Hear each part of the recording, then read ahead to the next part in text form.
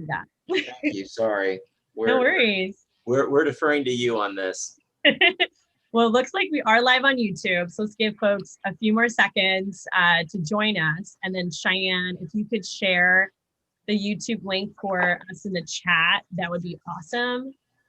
And then I have my team sharing it as well. So let's give it another minute.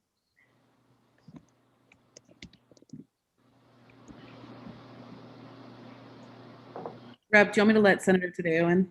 Yes, please do. Absolutely.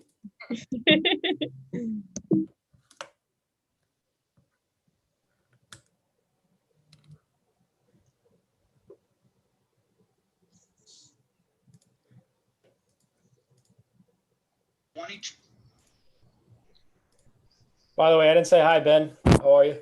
Hey, how are you, man? Hanging in there.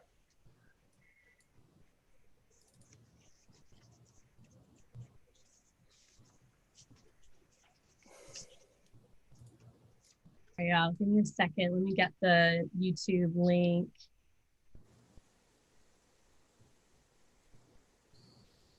We actually can't copy in the Zoom chat. Welcome, Senator. Hey guys. Hey. I will be right back because I just finished another. I want to turn this off so that it doesn't show like I'm not there. Okay, you're perfect.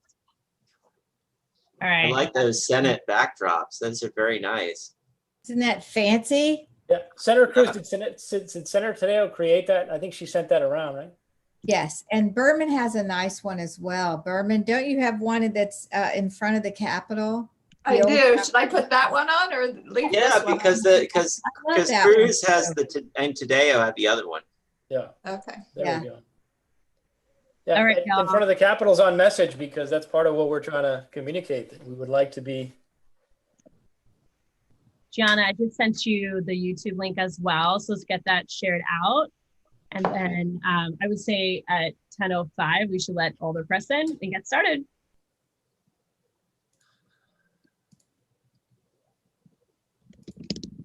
And we are live now, everyone. So yes, we are. I'll stop cursing then. All right, it's 10:05. We are going to let all the press in and get started. We have 20 in the waiting room right now, so it's awesome. That's awesome. Good work.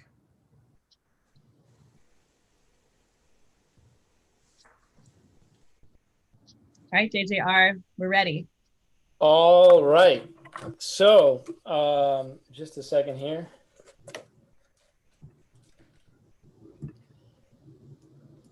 And just want to encourage all the press, if you could have your camera off, that is ideal for our live stream. And we will send the recording to everyone afterwards as well, if you need it. Yeah. Sorry, I thought I heard a virtual background, but I don't think it's going to work. Jose Javier Rodriguez, State Senator. It's an honor to be on with so many of my colleagues. We know that Florida has a broken unemployment system. It is the stingiest in the United States. And from our point of view, it's a self-inflicted wound that hurts Florida's workers as well as our economy. What we're trying to do today is roll out a proposed legislative package that would modernize our system, make it more fair and efficient. And for context, few of the ideas, and I think we're sharing a link to a PDF, which is the actual bill proposal itself, which I think will either be in the chat or elsewhere. You should easily be able to get a copy of it. And for context, a lot of these ideas, or very few of these ideas, are new. Many of us have been calling for a lot of these reforms, these legislative reforms, for quite some time. Just two that I'll mention.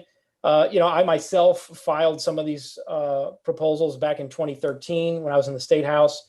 And, the furthest back of a currently serving member is Kevin Rader, when he was in the House back in 2003, filed a bill about the alternative base period. So again, this is not, for the most part, these are not new ideas. A lot of it is just modernizing and making our system more fair and bringing us up from being the worst and stingiest system in the entire country. So Another bit of context is that we have called for a special legislative session. Since mid-March, the message from the Senate President, the House Speaker, and the Governor in resisting those calls for special session has been that there's nothing to do in Tallahassee, which we dispute very firmly. 7 months into this pandemic now, and we still have not had a special legislative session to address the urgent needs, including unemployment. So this is legislation that we would gladly have filed. Would a legislative session have been held in April or in May or in June or in July or in August or in September? And we're here in October on the eve of the election with organizational session already being announced. And we still have not had a special session. So we're trying to set the bar as to what we ought to do as a state with our unemployment system. And to be clear, another point, just at least during this emergency, during the declared emergency, most of this the governor could have done on a temporary basis through executive power, right? Especially increasing the benefit amounts and the number of weeks that individuals can receive unemployment. He just chose not to. So he could have, but he chose not to. And just a brief word in terms of where we are fiscally. The health of our unemployment trust fund was based on the stinginess of having the lowest recipiency rate, right? The state of Florida paying out the least amount to the least percentage of out of work constituents. And just as a signal of how well funded our system is, in the third quarter of this year, our system earned $10 million of interest, right? And so the system is paying out so few dollars relative to what's coming in a pandemic that it's ranked among the top 5 states, our state, of earning interest, right? So our state is earning interest while out of work Floridians are still trying to get the funding. And the other thing, we can also talk about all the misplaced priorities in terms of, the gratuitous corporate rebates that, DeSantis signed and went out all over the country, $500 million, back in May, which did not need to happen. So the resources are there. It's a question of prioritization. And I'm going to hit on 4 topics briefly before handing it back to Rep. Eskamani, Diamond, Berman, and Cruz, and Taddeo. But one of the things that we do is increase the weekly benefit amount. We're proposing bringing the minimum up from $32 to $100 of the minimum benefit. And anybody who's followed the recent Trump administration program understands maybe why we would want to do that. And we would propose raising the maximum from $275 to $500. The average weekly benefit in the state of Florida is around $250, $252, which means the vast majority of recipients of unemployment are very close to the cap, which means the cap really is far too low. And any of our constituents will tell you when they're trying to pay for medication, rent, etc., $275 doesn't go very far at all. At $500, if we went to $500 as our cap, we would not be. That would not take us to the top in terms of the rankings of how much states pay for that. That would put us roughly about a little bit above average in terms of how we would compare with other states. So it's not that ambitious a goal.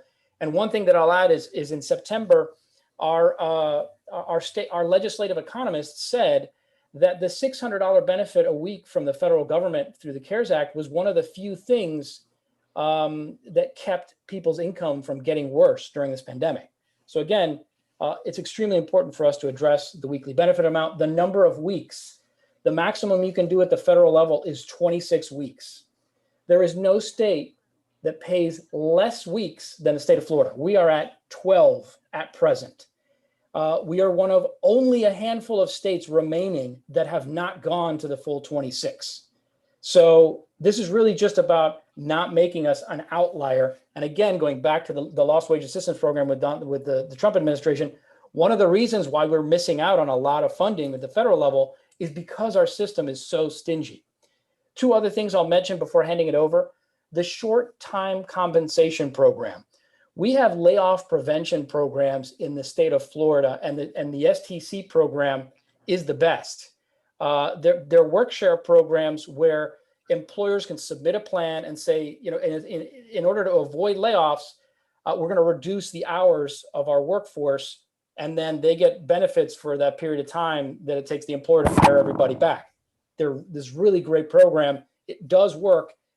Two things we're proposing. We would like to mandate outreach so that employers know about this. No outreach happened to our knowledge, and I asked many times about our STC program. All benefits under the CARES Act paid out the federal government would reimburse. So it costs us nothing to promote this, prevent layoffs, and a lot of employers would love to have known about this, and many of them just didn't. And the other thing is that we would expand the applicability of the STC so that more employers in more dire situations can actually take advantage of this program. And the last thing I'll mention is workplace safety is extremely important, and it does relate to unemployment. As our constituents are out there trying to find work, if they're offered a job that is unsuitable, they do not have to take it, right? And when we talk about suitable work, it has to be safe and sanitary. We already know that, that's already the law.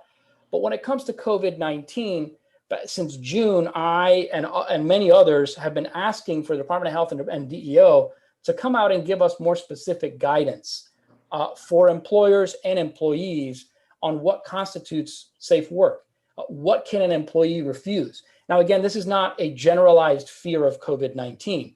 This is something specific to the workplace, something specific to the worker. When can they say, for example, somebody who's elderly and diabetic, if the employer cannot or will not make a workplace safe, if that person has to interact with the public for example, can they refuse that work and continue looking for work, or do they get booted off of benefits because of that? So we need that guidance at the federal and state level. They have not been providing it.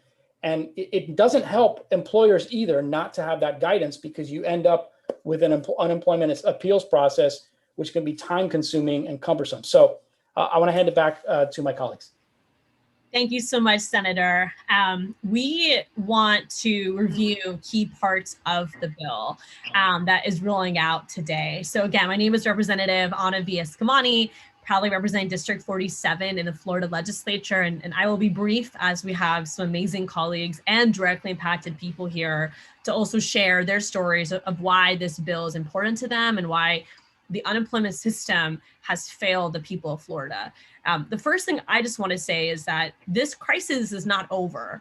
Here where I am in Central Florida, we have seen over 15,000 employees be laid off from just Walt Disney World Resort, which is about 20% of the 77,000 people that were working at Walt Disney World. These are going to be Floridians that have likely already faced furlough for months now.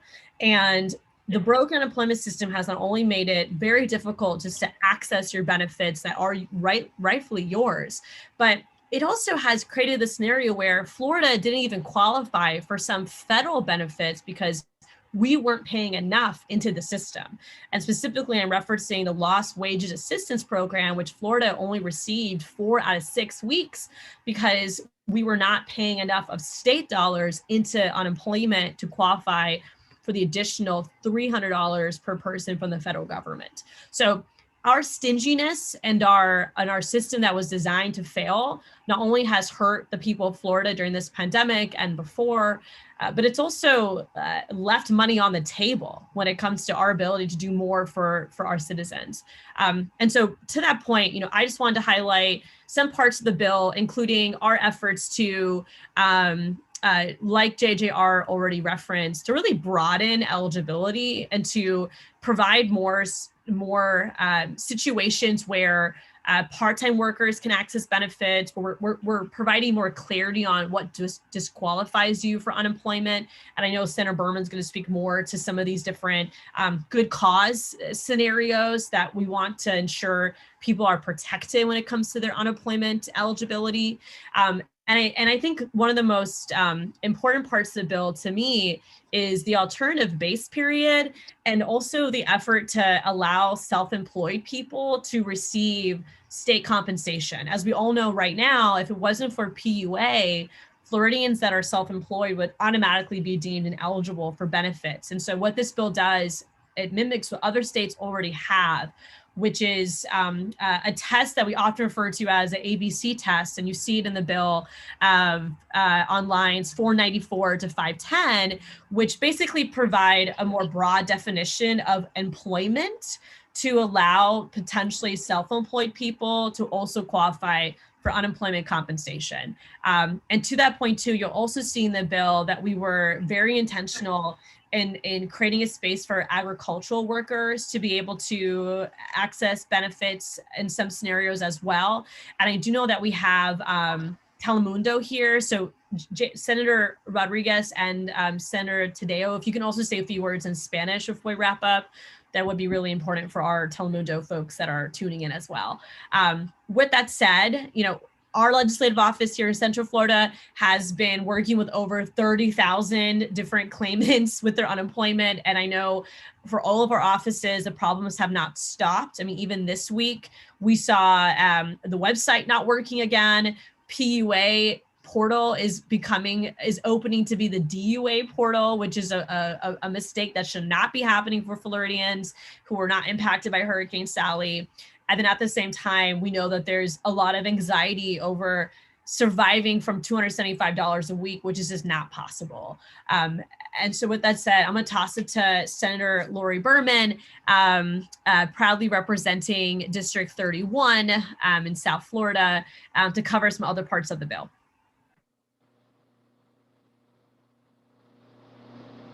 I think you're muted, Senator. Unmute. Sorry about that. Good morning. I'm so happy to be here with my colleagues. We left Tallahassee on March 14th. And since that time, all of our offices have been inundated with claims for unemployment insurance.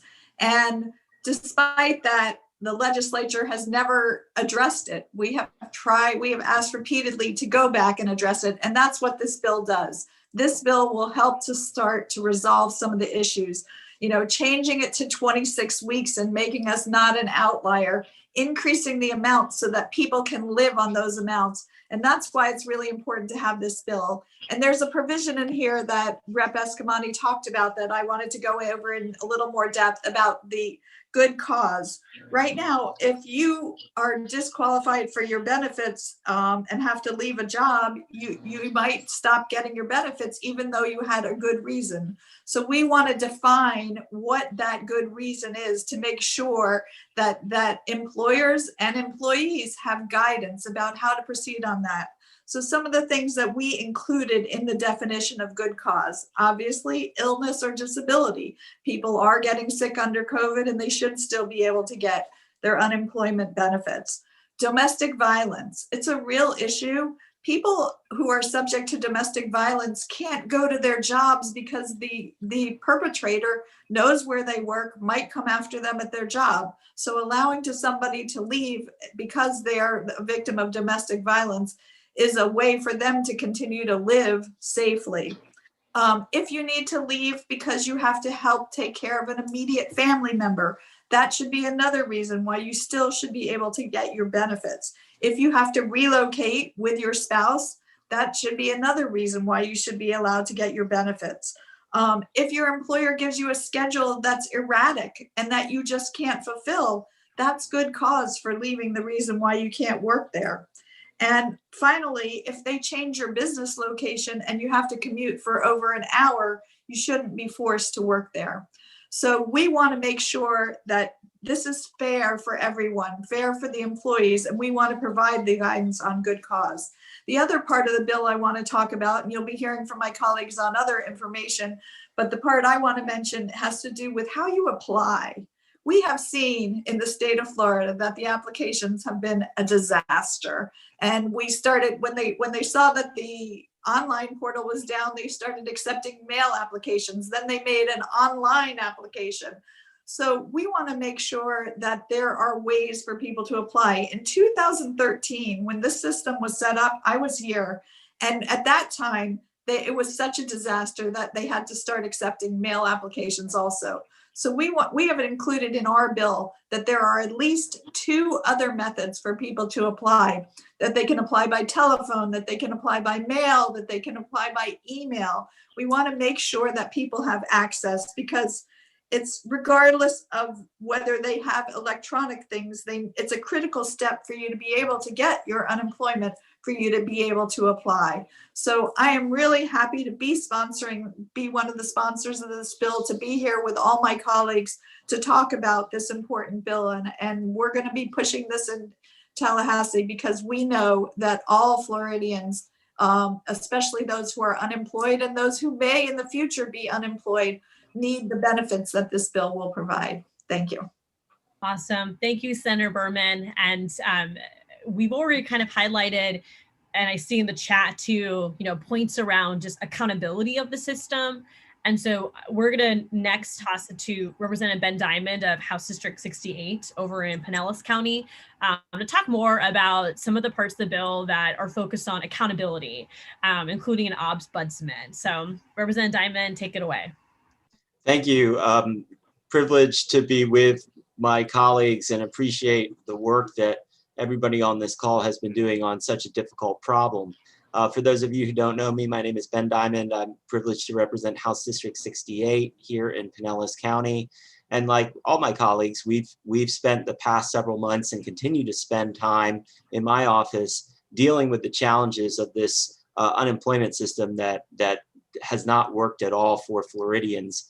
As you know, here in Pinellas County, a lot of our employers are small businesses. And what's been interesting to me and difficult about this situation has been hearing not only from folks who've lost their jobs and who haven't been able to access benefits, but also from employers who've built relationships with their employees because they work closely together, who are just as frustrated to see how poorly they've been treated in this pandemic. So as Representative Eskamani mentioned, part of what we're trying to do is build in more accountability here to make sure that this agency, the Department of Economic Opportunity, is really working to solve problems. And, we've had multiple audits over the years identifying issues that have been ignored.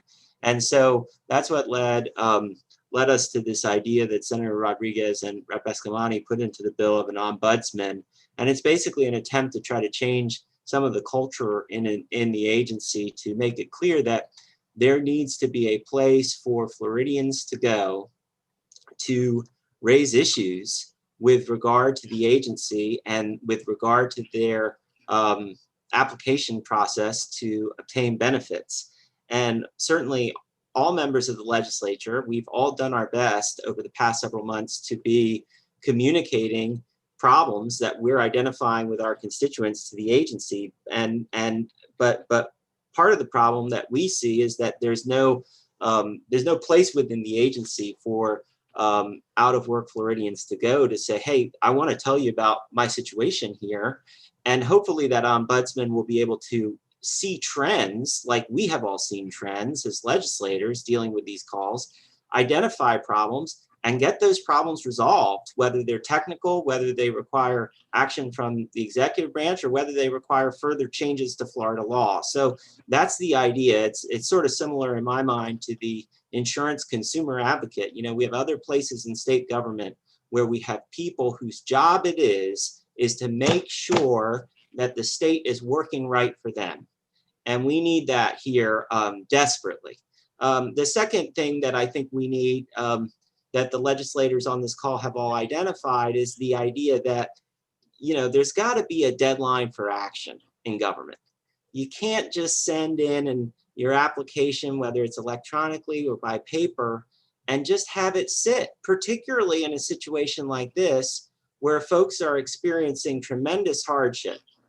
And so, you know, in all other parts of Florida law, we include deadlines. So why not here? And so, you know, we basically say in this proposed bill that there needs to be an eligibility determination made by the agency. It needs to be made, you know, within 3 weeks of the claim submission. We think that's the reasonable amount of time. But the idea that we're just going to let people, you know, float in limbo indefinitely is just not fair. It's just not right. And we can fix it. You know, I mean, part of my frustration with this whole issue about whether we go back to Tallahassee or not is that there are a lot of issues with this statute. There are a lot of issues that can be improved by improving this law. And we need to get to work on that. And so I'm privileged to be a part of this discussion and look forward to continuing to work on these issues. And with that, I'll turn it back to you, Rep. Thank you so much, Representative Diamond. You know, all of us do this work because we focus policy on directly impacted people. And each one of our offices, alongside others across the state, have really served as the mini DOs, trying to get folks the help they need because of the department's failures and because of the executive branch not responding in a way that actually got people answers and got them paid. So our next two speakers are directly impacted people. They are our workers. And so I'm really proud to first introduce Michael Sanchez. He is a Miami International Airport worker and a member of Unite Here Local 355. Hi guys, my name is Michael Sanchez. I'm a bartender at Miami International Airport. I came from Cuba 16 years ago. I'm a single dad. My daughter is almost 3 years old, and I also take care of my mother. I got unemployed back in March when the whole pandemic system started. I got unemployed from my job, but I pretty much got a part-time on the DEO system trying to apply to get my benefits. Basically, I had to be waking up for a whole week at 3 a.m. in the morning, trying to apply every single day. It took me weeks to get. I was a few of the couple of the lucky ones that actually got his unemployment fast, and it actually took me weeks to get it. In recent times, we were actually at the beginning we were actually holding it. I don't know. Everybody knows, like, no one can live out of $275 a week. There's no way. If you can actually see the rents, just the rent in Miami, that's where I actually live. It can go anything between $1,500 to $2,500 a month. Out of $275 a week, there's no way that we cannot even afford it. With the federal help, we were able to sustain ourselves a little bit. You know, we were able to go into these hard times, but that federal help is gone. The president just say, like, hey guys, afterwards election, forget about it. I don't really care. You're on your own. So that's where we are right now. And it's hard times. We're struggling. They're telling us, go back to work. What work? There's no jobs out there. Like the couple businesses that are up and up, me, myself, I'm a bartender. I'm trying to get a job back. I'm trying to, my Miami International Airport is not even open, pretty much not open. All the establishments are closed. I've been trying to look for a job around. There's no jobs around. The few couple businesses that are open, they're just calling their own people and have staff. So we actually need help from the unemployment system. We need the unemployment system to work. We need at least, to raise it up a little bit. Thank you. Thank you, Michael. Is Ana Cáceres on? Ana, we'd love to hear from you as well.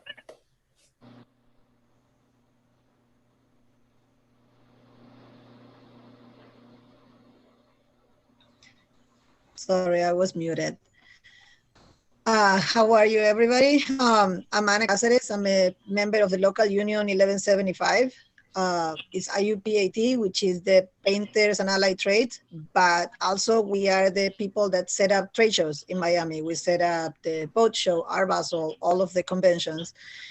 We have been unemployed since March 7th. That was the last show that happened here.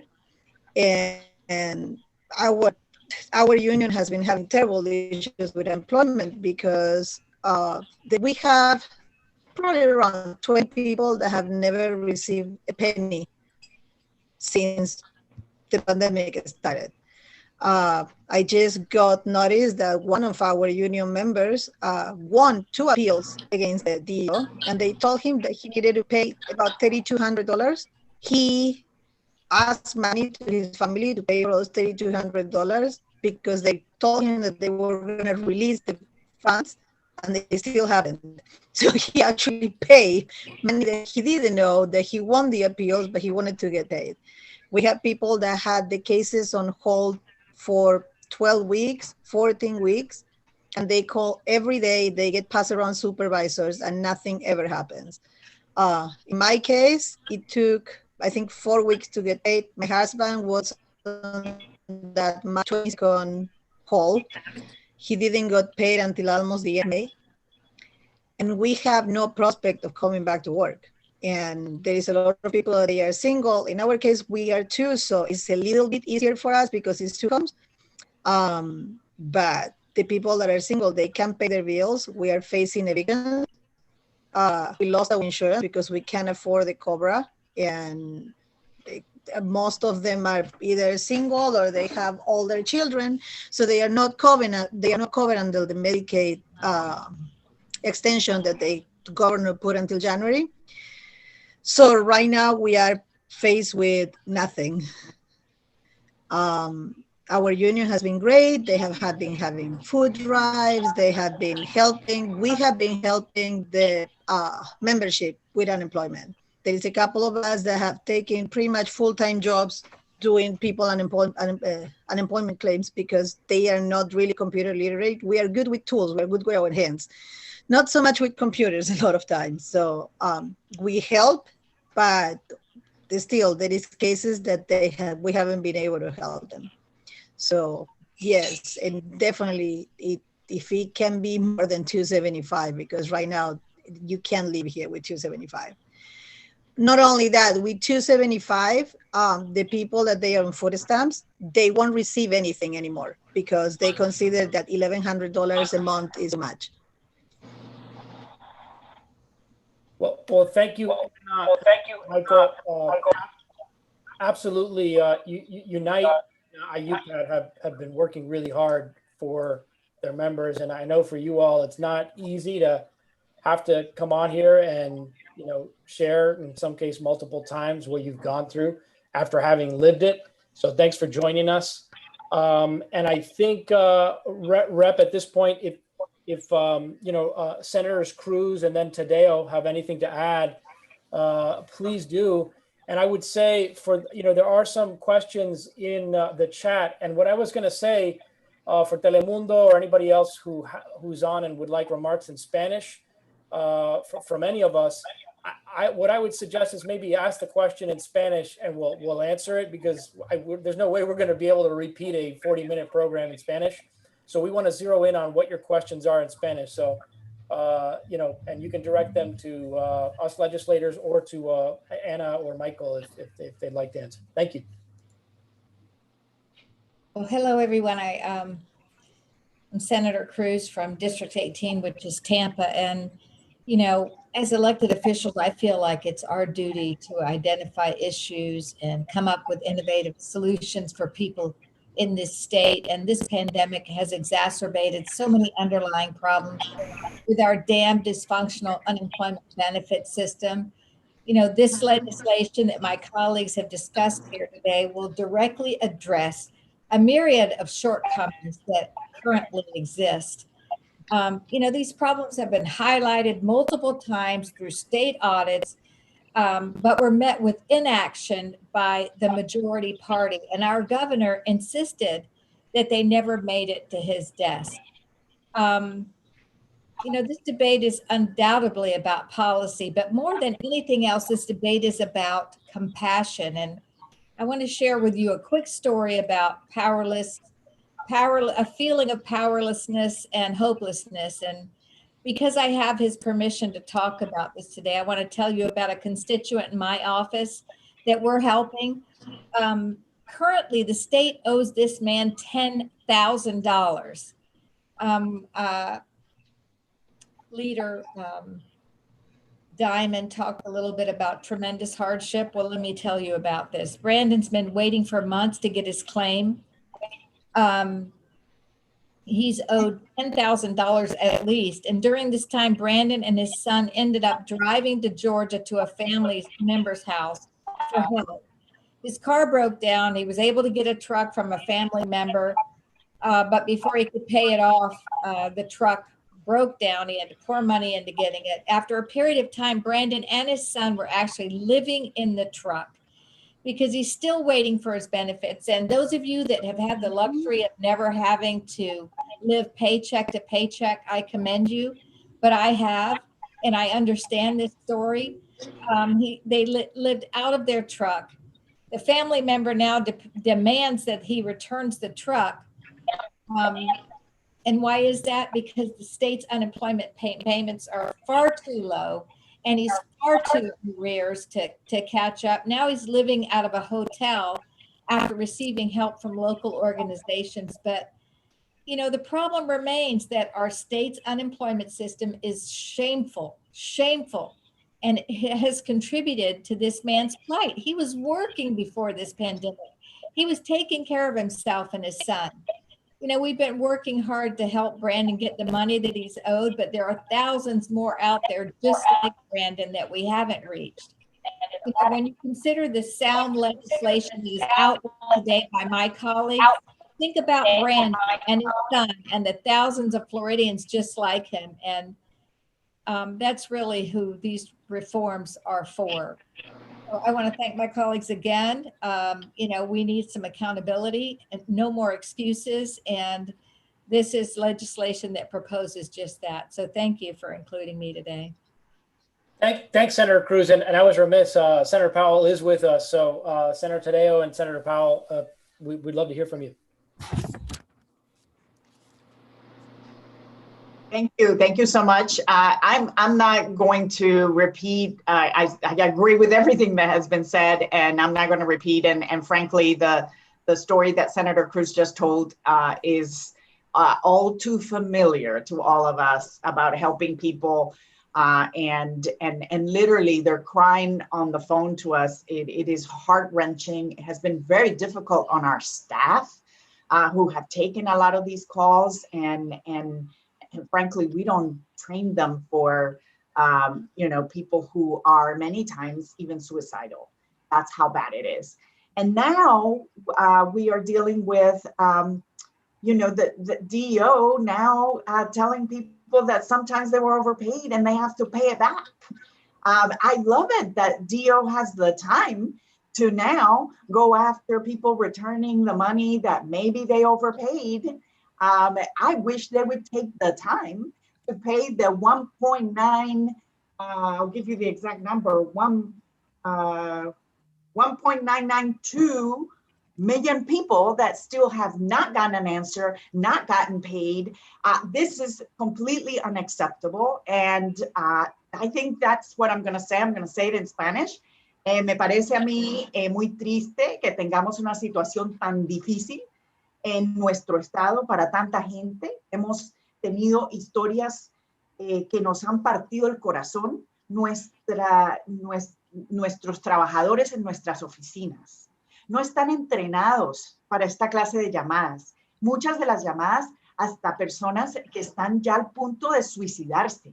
Es realmente increíble lo que ha pasado en la Florida y que la gente haya tenido que pasar por esto y nuestro staff que tengan que contestar esas llamadas. Yo misma también he tenido muchas de estas llamadas donde la gente está llorando en el teléfono porque no saben qué más hacer, están viviendo en su carro y son personas que han pagado un seguro de desempleo. Esto no es un regalo. Pero fuera de eso, ahora me alegro mucho, el DO ha decidido que tiene suficiente tiempo para ir y cobrarle de vuelta a las personas que ellos cometieron un error y les pagaron extra. No, deberían usar ese tiempo, si lo tienen, para ver a quién le pagaron extra, deberían usarlo para pagarle a 1.9 millones de personas en la Florida que ni siquiera han tenido una respuesta, no han recibido ni $1 del DO y todavía están esperando. Entonces, me parece a mí que ya todos hemos dicho suficiente, pero yo quería agregar esto porque me parece sumamente importante que el DO se ha decidido que tiene suficiente tiempo para pedirle de vuelta dinero a estas personas desempleadas porque ellos cometieron un error, mientras que las personas en este momento están realmente sufriendo. Muchas gracias.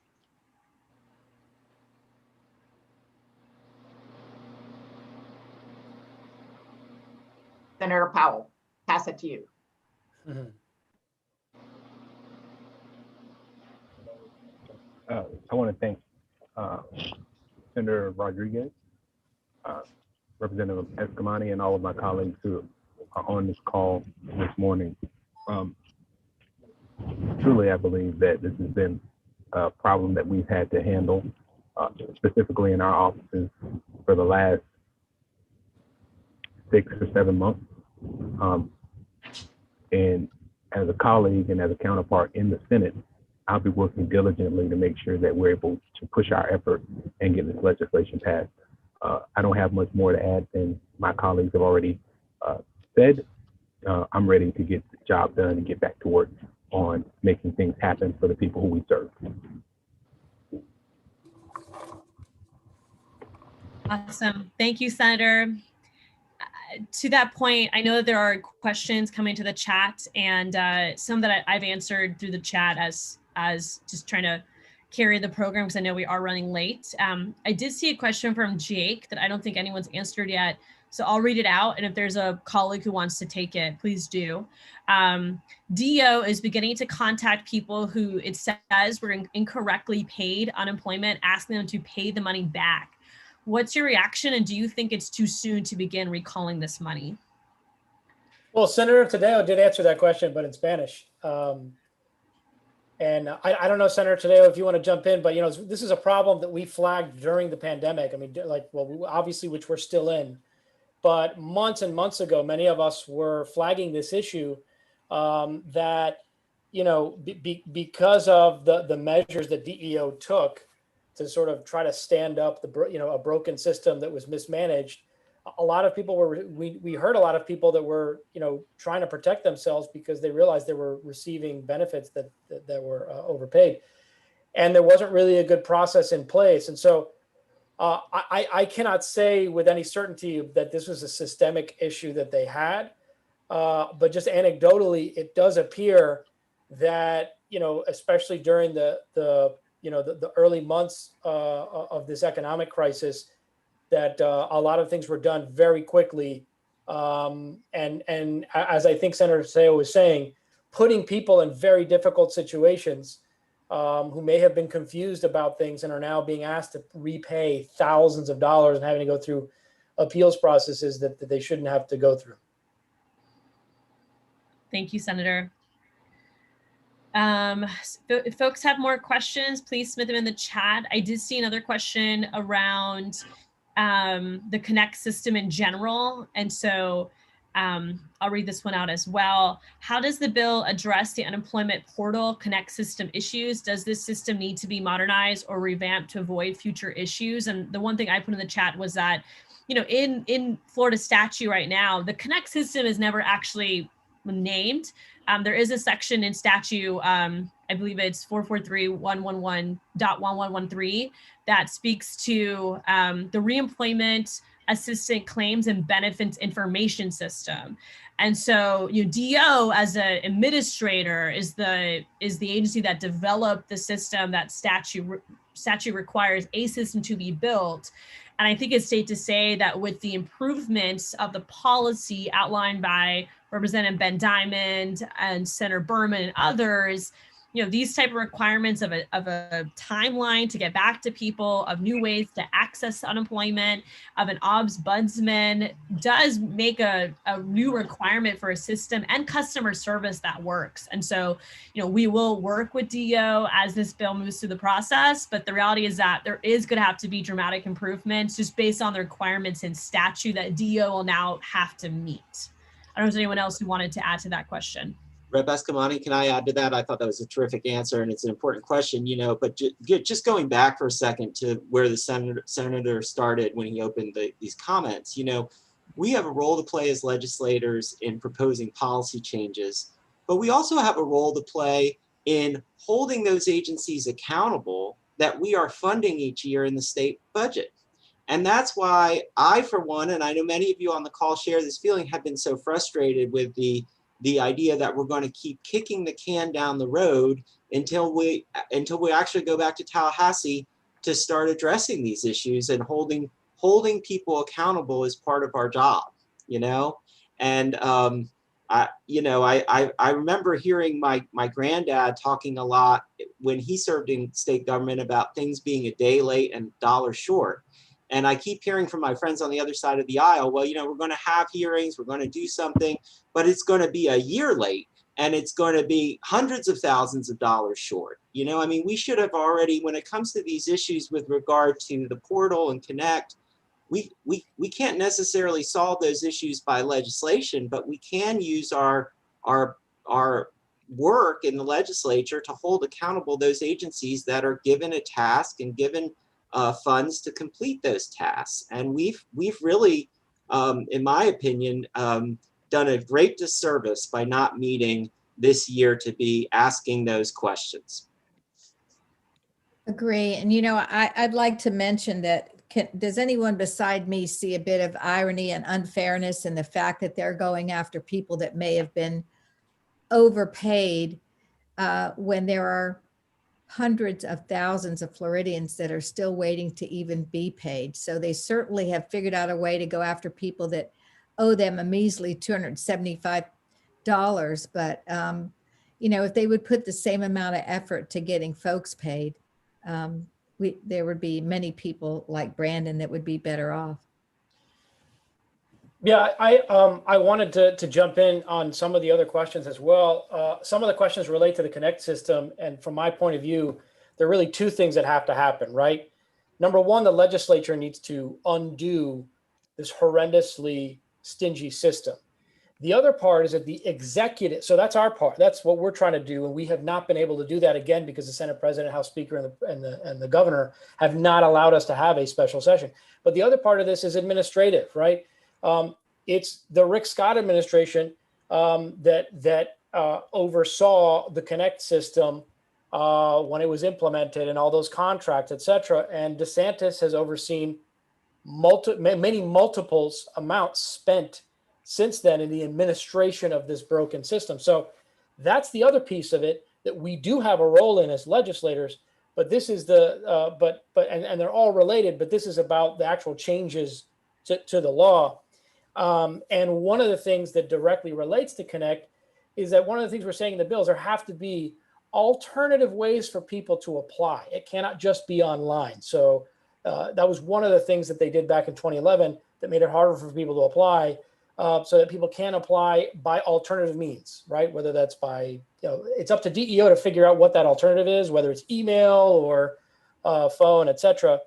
And two other things, people are asking about independent contractors. I think Rep. Eskamani put this in the chat, but as far as we can go in pulling in people who are less traditional in terms of their employment relationship, that definition is in the bill as well. And a question about backdating was raised in the chat.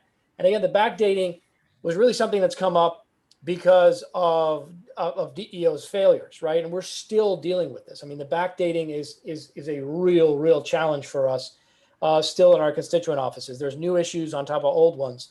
But the only thing in the legislation that we're proposing that directly deals with backdating is that rather than have someone's eligibility determined when their application gets through, we're saying it should be the date that they became unemployed. And that's a very big change. That would be significant, and it's a lot more fair. That would mean we would not have this situation again where somebody is just not able to run the gauntlet and get their application through. At least they're protected because you don't have to have a backdating system because it's the date that they basically lost work that they would be looked at. And I think the last thing that I'll say is there's a question about bipartisanship here. And to my knowledge, correct me if I'm wrong, there have been a lot of us on a bipartisan basis working in our offices to help constituents. Many of our Republican colleagues have been right along with us helping constituents through the process. When it comes to the failures on the executive side with the Connect system and how much was spent and the functionality of the website, I think there's bipartisan consensus on addressing that. Where we need consensus is on the legislative reforms that we're rolling out here. And we have yet to hear strong statements from our colleagues, and that's what we are inviting, in addition to, any comments people have from the public. And obviously we're hearing from the press and people are making suggestions, asking questions. that's part of this process. That's what we're inviting. But we also want our colleagues to join us in this reform effort. You know, Senator, I want to just add very quickly too that with United States Senator Scott, who was at the time governor, this system was designed under the premise that every applicant was a fraud. And there were so many hurdles and barriers to success that still exist. So I want to thank everyone for working toward trying to create a failed system that, that takes a different approach and helps Floridians rather than assume that everyone applying is a fraud. It's very frustrating. Thank you. Let's see what other questions we have. And I think we're going to have to wrap up by the 11 a.m. mark. So I thank folks for sticking around with us. If you do have questions, this last call to put them in the chat. Going back a little bit. So we had a question from YouTube, actually from a constituent ask, how quickly can this be initiated? So maybe JJR, if you could speak to timeline and just, when would something like this, if we did not have a special session, when would it actually become a reality? Yeah, so again, if we had a special legislative session back in April or any month, I mean, this could have been passed and made law and signed into law. But again, since they've not allowed us to serve in that legislative capacity, then there could be there's possibility of a special session in November or December. That's one thing that's been discussed. And frankly, this legislation, could be considered in the special legislative session. And there's a possibility that some legislative reforms that we do could become law by the end of the year. That's possible. If there's not a special session and again, that's in the control of the Senate President and Speaker and the governor, unless enough of us legislators sign on to call for a special session, which we've tried, and not enough senators and House members have agreed to do that to force a special session. But if that's not the case, then this would be considered. And if you look at the actual bill, it says the 2021 session, because that's the session that's coming up, right? Our regular legislative session, March, April, and May of next year. So that's when it would be considered. And that's, we would file this. It probably would be filed sometime November, December of this year, after the elections, and the organizational session's just been announced for November 17th. So that's when we officially form the legislature and can consider this legislation. Okay. So more next questions that are I'm going to just kind of list three of these questions because they're all about specifics of the bill. So the first one from the Orlando Sentinel. So this bill would get rid of the current sliding scale formula, correct? Could you explain that a bit more? And then also questions about the waiting week. Is it still in place? Is it removed? And then the work search requirement, what does that look like? What are some of the newest exemptions from the work search requirement as well? So I don't know if JJR, if you want to help answer those questions that are a little bit more in the weeds of the bill language. Yeah, so what I'll say, the easiest one is the sliding scale. So this is a reference to the number of weeks. So back in 2011, Florida was a state for ideological reasons that invented the idea of a sliding scale on the number of weeks. It's not a very well designed system, particularly for a pandemic like we have now. And it's resulted in the fact that Florida has the least number of weeks of no state has fewer weeks than Florida. We're at 12 weeks, and the overwhelming majority of states are at the maximum of 26. So we just get rid of the sliding scale and do what the overwhelming majority of other states do, which is enable someone who, if they're eligible, they otherwise meet all the criteria, that 26 weeks are available. That's what we do there. In terms of most of the work search requirements are not changed. Really what we're trying to do is pull more people into eligibility. As Rep. Eskamani was mentioning, there are so many just arcane rules that apply to agriculture and other areas that just don't make sense. They're outdated. A lot of states have gotten rid of that kind of stuff. And so really the focus is, again, we know our constituents are out there looking for work very hard, right? That's not the question. The question is, is somebody going to be arbitrarily, well, not arbitrarily, is somebody going to be excluded by an arbitrary rule, right? That just is not fair. It doesn't make sense. And that's what we're trying to address in here. And in the bill too, lines 101 to 105, it highlights the example that DGR just provided, where, for example, if you're a seasonal agricultural worker, you do not do the work search requirement. So trying to just cut out the bureaucracy of it and the policies that are archaic and kick people out of systems versus invite them in. And so trying to strike that balance. And when we talk about bipartisanship, you know, a lot of these changes we're doing in an effort because we want bipartisanship support. And these are common sense solutions.